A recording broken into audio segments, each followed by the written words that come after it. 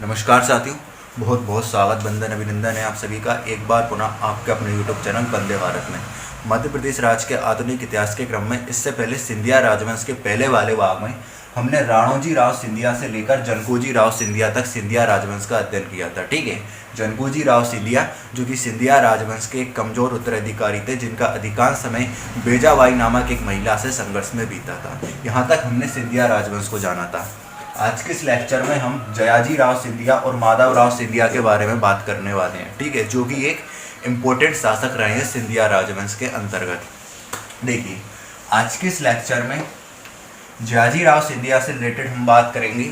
जो भी बातें हम यहाँ पर करने वाले हैं, अधिकांश स्तर पर मैंने जब यहाँ पर और लोगों को देखा तो मैंने ये पाया कि यहाँ पर या तो उन्होंने कुछ बताया ही नहीं है या फिर ऐसे ही बता दिया, क्योंकि अधिकांश स्तर पे क्या होता है, यहाँ पे कन्फ्यूजन बहुत पैदा होता है, जिसके परिणाम स्वरूप कहीं कहीं आप देख सकते हैं वीडियोस में बताते ही नहीं हैं। तो मैं यहाँ पर आपके सामने ये जानकारी लेकर आया हूँ, अच्छे से आप समझिएगा। देखिए, जयाजी राव सिंधिया, सिंधिया राजवंश के शासक जनकोजी राव सिंधिया की मृत्यु के बाद सिंधिया राजवंश के जो अगले उत्तराधिकारी हुए वो हुए जयाजी राव सिंधिया। ठीक है, अगर हम बात करें जयाजी राव सिंधिया के शासनकाल के बारे में, तो जयाजी राव सिंधिया का शासनकाल था 1843 ईस्वी से लेकर 1886 ईस्वी तक। ठीक है, 1843 ईस्वी से लेकर 1886 ईस्वी तक। इनका मूलभूत नाम जो था ये था भागीरथ राव सिंधिया। एग्जाम में क्वेश्चन कभी कभी पूछ लिया जाता है कि सिंधिया राजवंश के उस शासक का नाम बताइए जिसका मूलभूत नाम भागीरथ राव था। तो कौन था? जयाजी राव सिंधिया। इसके बाद देखिए, अब आप इनका शासनकाल देख ही रहे हैं, 1843 ईस्वी से लेकर 1886 ईस्वी तक। तो सीधी सी बात है कि सिंधिया राजवंश का वो कौन सा शासक था जिसके शासनकाल में 1857 का विद्रोह हुआ होगा? तो कौन था? ये था जयाजी राव सिंधिया। ठीक है, इन्हीं के शासनकाल में क्या था? 1857 का विद्रोह हुआ था। अब देखिए, आप यहाँ पर समझिएगा, ये जानकारी आपको अच्छे से समझना है। 1857 का विद्रोह, जहां एक तरफ भारतीयों द्वारा बड़ी वीरता से, निर्भयता से, निडर होकर अंग्रेजों का विरोध किया जा रहा है, अंग्रेज सैनिक छावनियों का और जो भी अंग्रेजों से संबंधित चीज़ें हैं उनका दमन किया जा रहा है, उन्मूलन किया जा रहा है। वहीं एक और क्या है, अंग्रेजों द्वारा भी बड़ी क्रूरता से भारतीयों का विध्वंस किया जा रहा है। तो 1857 के विद्रोह में झांसी में भी कुछ इसी प्रकार की प्रक्रियाएं हो रही हैं। जब 1857 के विद्रोह के चलते 1857 में झांसी की मारकाट के बारे में, ठीक है, झांसी में जो अत्याचार हो रहे हैं उनके बारे में सूचना मिली, तो जयाजी राव सिंधिया की निजी सेना ने, जयाजी राव ने नहीं बल्कि जयाजी राव सिंधिया की निजी सेना ने क्या कर दिया? अंग्रेजों के विरुद्ध विद्रोह कर दिया। ठीक है, और ये कानपुर, बिठूर तथा झांसी की मारकाट के बाद, ठीक है, कानपुर पहुंच गए, विद्रोह करते करते बिठूर पहुंच गए और झांसी में मारकाट करने के बाद जब विद्रोही सेनाएं कालपी कहाँ पर है? कालपी ये हमारे उत्तर प्रदेश राज्य में स्थित है, यहाँ से होते हुए ग्वालियर पहुंची, तो इंदौर की सेनाएं भी जो थी अंग्रेजों का विरोध करते करते आगरा तक जा पहुंची थी। ठीक है, क्या पहुंची थी? अंग्रेजों का विरोध करते करते आगरा तक जा पहुंची थी। इतना सब कुछ हो जाने के पश्चात भी सिंधिया राजवंश के शासक जयाजी राव सिंधिया जो थे वो अभी इसी सोच में थे कि उनको भारतीयों का साथ देना चाहिए या अंग्रेजों का साथ देना चाहिए। ठीक है, किसका साथ देना चाहिए? भारतीयों का साथ देना चाहिए या अंग्रेजों का साथ देना चाहिए। तो उन्होंने अपनी इसी दुविधा के समाधान के लिए अपने दो सलाहकार मेघ अर्क और दिवाकर के पास ये पहुँचे और उनसे जाकर उन्होंने विचार विमर्श किया कि आप लोगों के सलाह अनुसार मुझे क्या करना चाहिए। तो मेघ अर्क और दिवाकर, इन दोनों का कहना ये था कि आप एक काम करो, ना तो आप अंग्रेजों का साथ दो और ना तो आप भारतीयों का साथ दो, आप शांत ही बैठे रहो। क्यों? क्योंकि इनका कहना था कि अंग्रेज जो है ये 1857 के विद्रोह को दबा लेंगे और जब ये 1857 के विद्रोह को दबा लेंगे तो सीधी सी बात है, जब ये अंग्रेज 1857 के विद्रोह को दबाने में सफल हो जाएंगे। और अगर उनको बाद में पता चला कि आपने इस विद्रोह में उनके खिलाफ भारतीयों को सहायता दी थी तो वो आपका भी दमन कर देंगे। तो इन दोनों की सलाह अनुसार जियाजी राव सिंधिया ने कुछ नहीं करने का निर्णय लिया। इसी बीच क्या होता है, हमारे मध्य प्रदेश में 1857 के विद्रोह के जो प्रमुख सेना नायक रहते हैं, जो प्रमुख क्रांतिकारी रहते हैं, कौन कौन? लक्ष्मीबाई, तात्या टोपे, नाना साहब। इनमें से लक्ष्मीबाई के द्वारा जियाजी राव सिंधिया को एक पत्र लिखा जाता है कि आप 1857 के विद्रोह में अंग्रेजों के खिलाफ हमारी मदद करो। लेकिन जियाजी राव सिंधिया अपने सलाहकार मेघ अर्क और दिवाकर की सलाह को मानते हुए लक्ष्मीबाई की मदद के लिए मना कर देते हैं, जिसके परिणाम स्वरूप लक्ष्मीबाई नाना साहेब, तात्या टोपे और अपनी समस्त सेना के साथ मिलकर जियाजी राव सिंधिया के ऊपर क्या कर देती हैं? आक्रमण कर देती हैं। अब देखिए क्या था, जियाजी राव सिंधिया को पहले से ही पता था कि कहीं ना कहीं तो वे फंसेंगे। अगर उन्होंने अंग्रेजों का साथ दिया तो भारतीयों के दृष्टिकोण में गलत हो जाएंगे और भारतीयों के द्वारा उनका विरोध किया जाएगा। अंग्रेजों का साथ, अगर भारतीयों का साथ दिया तो अंग्रेजों से निपटना पड़ेगा, कहीं ना कहीं तो उनको कुछ ना कुछ हो गई। तो क्या था, जियाजी राव सिंधिया को जैसे ही सूचना मिलती है कि लक्ष्मीबाई अपनी सेना के साथ उनके ऊपर हमला करने के लिए आ रही हैं, तो जियाजी राव सिंधिया क्या करते हैं, अपने पूरे परिवार को क्या करते हैं, ये सीपरी में, ठीक है, सीपरी में एक नरवर का किला है, ठीक है, क्या करते हैं, सीपरी में एक नरवर का किला है, यहाँ मैं लिख देता हूँ,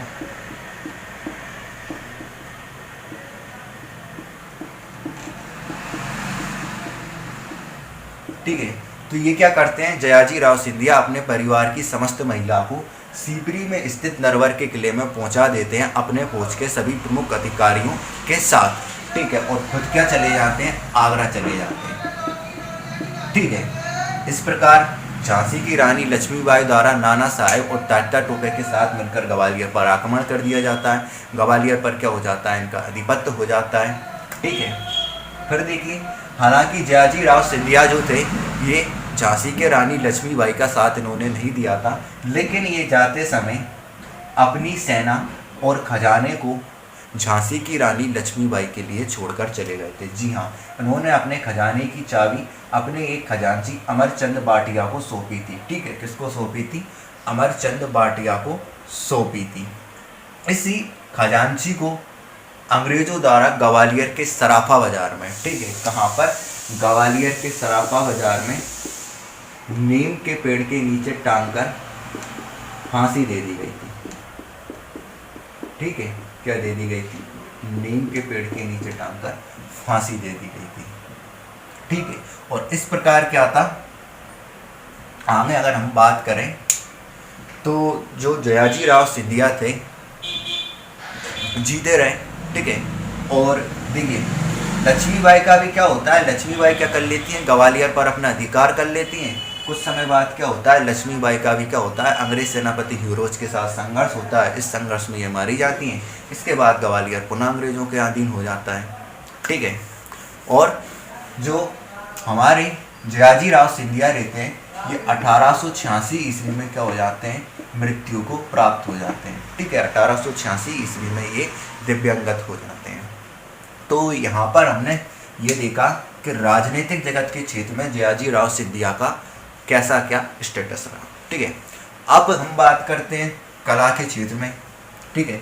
कला के क्षेत्र में जियाजी राव सिंधिया के अंतर्गत कौन कौन से कदम उठाए गए मध्य प्रदेश में? तो देखिए, जियाजी राव सिंधिया के शासनकाल में शास्त्रीय संगीत के क्षेत्र में ग्वालियर घराने का विकास हुआ, ठीक है। जियाजी राव सिंधिया के शासनकाल में शास्त्रीय संगीत के क्षेत्र में ग्वालियर घराने का विकास हुआ। 1874 में इन्हीं के शासनकाल में जय विलास पैलेस का निर्माण हुआ, जी हाँ, जो कि एक काफ़ी खूबसूरत आवासीय महल के तौर पर आप इसे देख सकते हैं और करीबन 400 करोड़ के लगभग इसकी कीमत बताई जाती है, ठीक है। जय विलास पैलेस की कमला राजा भवन, विक्टोरिया महाविद्यालय जो कि उज्जैन में स्थित है, इन सभी का निर्माण किसके शासनकाल में हुआ? जियाजी राव सिंधिया के शासनकाल में हुआ। अब हम बात करते हैं माधवराव सिंधिया के बारे में। तो चलिए इस सारी चीज़ों को हम मिटाते हैं और माधवराव सिंधिया के विषय में चर्चा करते हैं।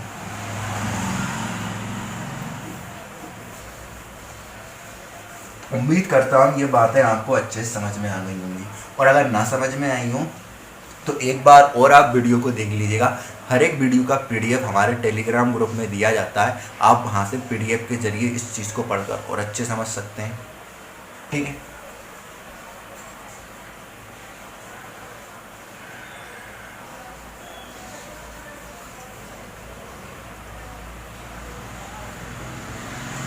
अब हम बात करते हैं किसके बारे में, माधवराव सिंधिया के बारे में। तो हेडिंग डाल लेते हैं, माधवराव सिंधिया।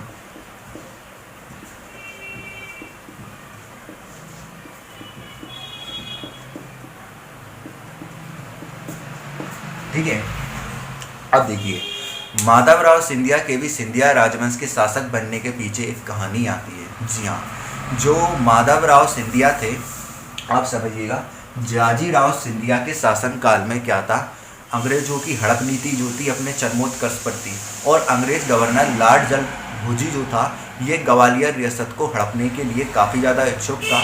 तो इसने क्या करा, जाजीराव सिंधिया जी ने क्या करा, अपने एक दत्तक पुत्र को, ठीक है, 10 वर्ष की उम्र में, अपने एक दत्तक पुत्र को 10 वर्ष की उम्र में क्या कर दिया, सिंधिया राजवंश का उत्तराधिकारी घोषित कर दिया। ठीक है, और उस दत्तक पुत्र का नाम क्या था, माधवराव सिंधिया प्रथम। ठीक है, और लगभग 8 वर्षों तक इसको शासन का संभालने का प्रशिक्षण दिया, किस प्रकार से शासन की देखभाल की जाती है, क्या किया जाता है, सब बातों का प्रशिक्षण दिया। और इस प्रकार 18 वर्ष की उम्र में जब ये शासन को संभालने के दृष्टिकोण से पूरा, हम कह सकते हैं शासन के संभालने के दृष्टिकोण से परिपक्व हो जाता है, तब इसको, ठीक है, कब, 15 दिसंबर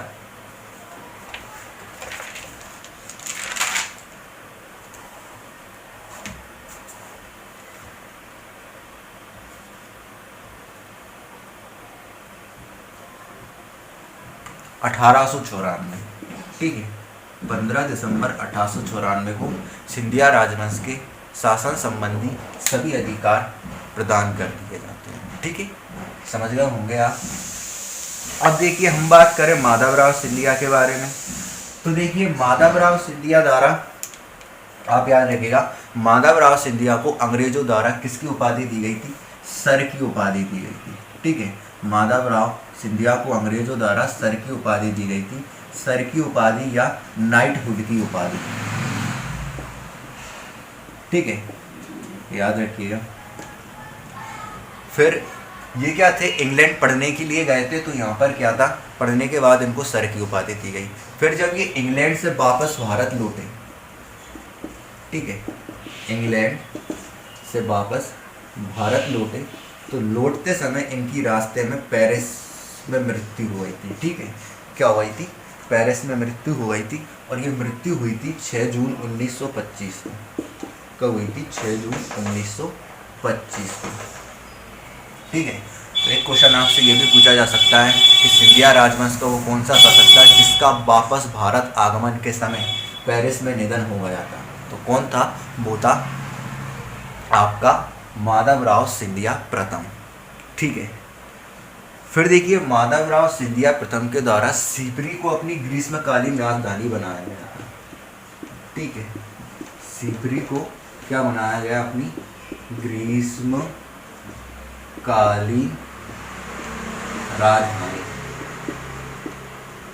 ये भी क्वेश्चन इंपॉर्टेंट है, पूछा जाता है कि निम्नलिखित में से सिंधिया राजवंश का वो कौन सा शासक था जिसके द्वारा सीपरी को अपनी ग्रीष्मकालीन राजधानी बनाया गया था, तो कौन था, माधवराव सिंधिया प्रथम था।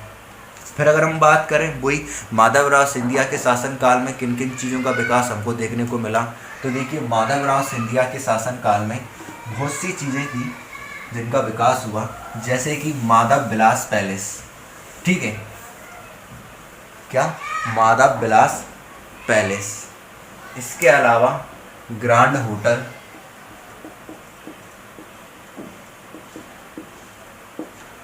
इसके अलावा जॉर्ज कैसल भवन, ये इम्पोर्टेंट है, पूछा जाता है। एक तो ये पूछा जाता है कि जॉर्ज केसर भवन किस राष्ट्रीय उद्यान में स्थित है, या जॉर्ज केसर भवन का निर्माण किस वंश के शासकों द्वारा कराया गया था। ठीक है, तो यहाँ पर मैं आपको बताना चाहूँगा कि जो इंग्लैंड के सम्राट जॉर्ज पंचम थे, जब ये शिकार हेतु भारत में इस क्षेत्र में आए थे, तो इनके स्वागत सत्कार हेतु इस भवन का निर्माण कराया गया था, जॉर्ज केसर भवन, जो कि माधवराव सिंधिया के नाम पर ही आज हमारे सीपरी जिले में एक राष्ट्रीय उद्यान है जिसका नाम है माधवगढ़ राष्ट्रीय उद्यान, यहाँ पर स्थित है। ठीक है, इसके बाद देखिए, इसके अलावा सेलिंग क्लब,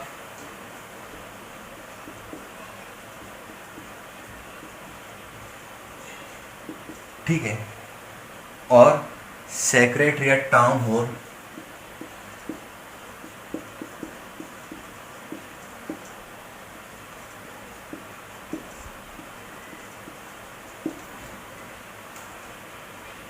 शिवपुरी क्लब और सीपरी की प्रसिद्ध छतरियाँ। ठीक है, सीपरी में जितने भी प्रसिद्ध छतरियाँ हैं उन सब का निर्माण इन्हीं के शासनकाल में हुआ था।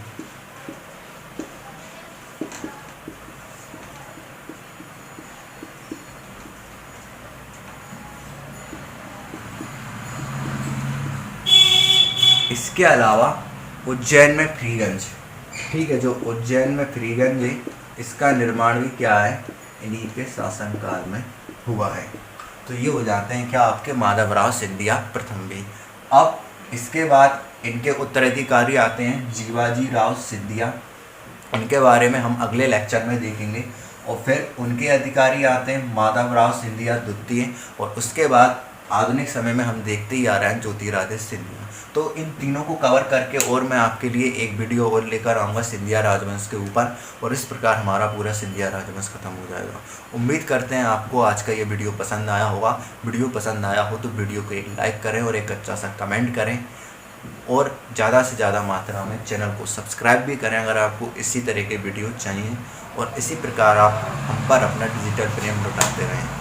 तो आज के लिए इतना ही काफ़ी है। तब तक के लिए जय हिंद, जय भारत। बने रहिए आप सब वंदे भारत के साथ। तब तक के लिए गुड बाय, टाटा।